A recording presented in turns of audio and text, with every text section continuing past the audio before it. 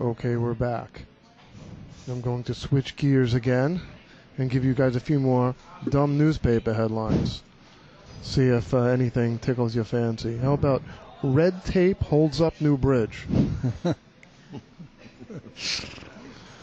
Iraqi head seeks arms. Prostitutes appeal to Pope. Oh man, that's a little too. These are that's all rough. real headlines. Yeah. Miners refuse to work after death. Yeah, that'll put a stop to that. Never withhold herpes infection from loved one. Oh man. These are crazy headlines. I'll tell you, Andy, I gotta, if I'm sorry, I gotta interrupt. No, it's while good. I got the time, it's the last segment. You know, Bronx Tale, which me and Joe were a part of, the 31st of August was the 20th year, which just seems incredibly amazing to me that 20 years have gone by. It seems like we just spent the last 10th year anniversary. But I wrote an article to the Bronx Times Reporter. Obviously, they don't have that kind of room to fit all I wanted to put in here. It was like 4 pages, but they did a nice job. That put a picture of me and De Niro.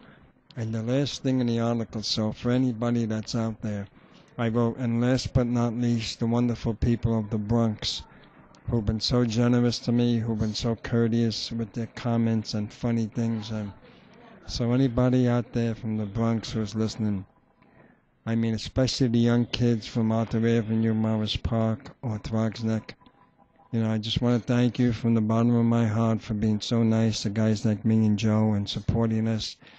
Because let's face it, we were just a few that came out of there. So anybody, you know, might be envious or something, but they never showed that. They made me so proud to be a Bronxite. So in the closing of 20 years of a Bronx Tale, that's the one thought that I have in my mind, how wonderful the people of the Bronx were. All this time, and you see young kids who were born before the movie was made. I mean, they're like 18, the movie's 20 years old, and they can capture every moment, I mean, stories from it. So I just had to throw that out there. Thank you. Good man, Coffee Cake. How about you, Joe? You got any heartwarming stories to share with us? Well, I want to thank all the fans that loved the movie, and the movie became a classic. And, you know, thank Bob De Niro for putting us in there, and Chaz Palminteri, who we grew up with. He never forgot where he came from. And Joe Pesci, I mean, and Eddie Mush. A lot of people forgot about Eddie Mush, but he was a great actor, and he was from the neighborhood. He grew up with us, and he's a hell of a nice guy. And Eddie, we know you're up in heaven watching us, and we'll always mention you for as long as we live and as long as the Bronx Tale is around.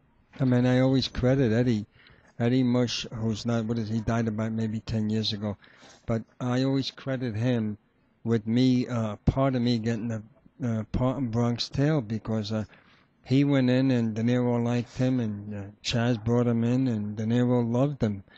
So I heard that story, and I said, geez, well, if he likes Eddie, nobody could be like Eddie. He was an incredible human being, I mean, character.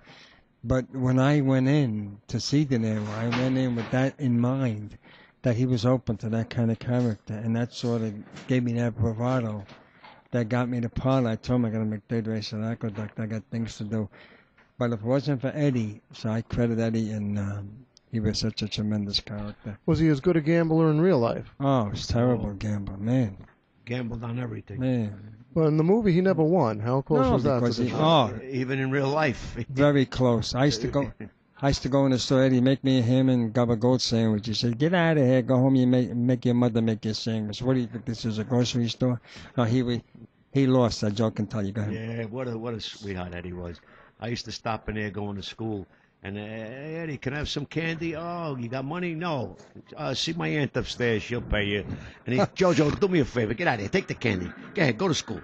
And he was a good-hearted guy, really good-hearted guy, and a nice guy, but he gambled very heavy, and he never hit it big. No, I that's wish why that he he would called have Eddie hit it Mush. big. Everything he touches turns to mush. And I want to That's thank how I all got the other that. actors, you know, Yeah. like Al Cichulli. Al Cichulli's great. You know, Bobby Boz and Danny Kayo, Frankie Petrangelo. How's JoJo doing? I haven't seen him JoJo, since Freddie Fisher. January. Jojo's good. Yeah, I spoke to good. him last week. Good, he was good.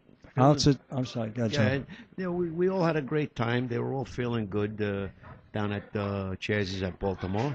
And With- I'm sorry, go ahead. Yeah, which Al is a partner in. Bobby Boz, he's a Wow.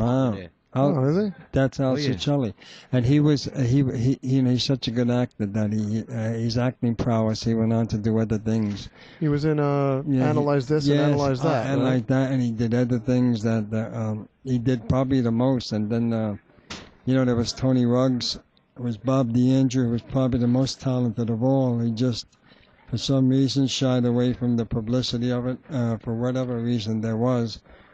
But Al was a tremendous actor. He still is a tremendous actor. So I want to give him credit. I just we all pulled together after 20 years. That's a hell of a testament to I think all of us as friends. So I think it was pretty good. I'm looking forward to hanging out with you guys at the 30-year anniversary. I hope we're still around. Probably and, 25. We'll be here. The 25 is coming up, another 5 years, but we still stick together. Okay. We're family. We became family and very close friends. We keep the Bronx Tale going. On a kind of a more somber note, what do you guys think about Lilo? I mean, that was something, huh?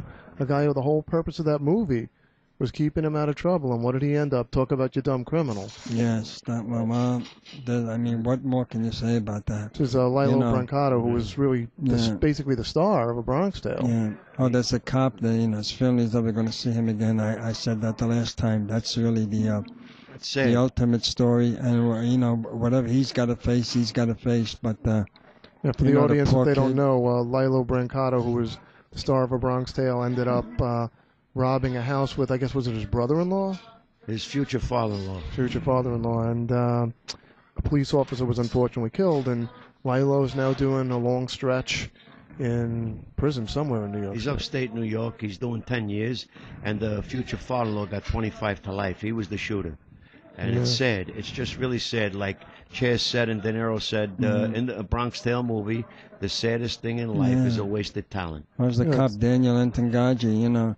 I went to the wake that night, so I waited outside about an hour to go in. Not that it made any difference to anybody, but I felt the need to go in and express, my feelings about the poor kid. He's sleeping, minding his own business. His family's never going to see him again. So let's put things in perspective here. Well, That's it. I mean, it was a sad situation. It took him a waste of talent, but I thought he was headed for some kind of trouble. I don't think he bargained for this kind of trouble. So, I mean, I don't know. So you did have a sense of The that? bottom thing is the cop is gone, and his family will never see him again. And it is what it is. That's it. Well, again, Andy, I'd like to thank you for having us on again. It's a great show. You're a great guy, and thank you, Betty. And I'd like to thank the cameraman. Don't forget the cat. Yes, Hey, and the the cat, little, what's little his- cat. He's so cute. Thanks, Andy. Thank you. We love you. This is always- Joe's 4th appearance. He is like my co-host. You always make it very comfortable for me. Thank you. Yeah, you're right. This is my 4th appearance on the show. Thank you very much. Okay, we will be back next week with a whole load of female wrestlers. God bless everybody out there. But until then, we're gone.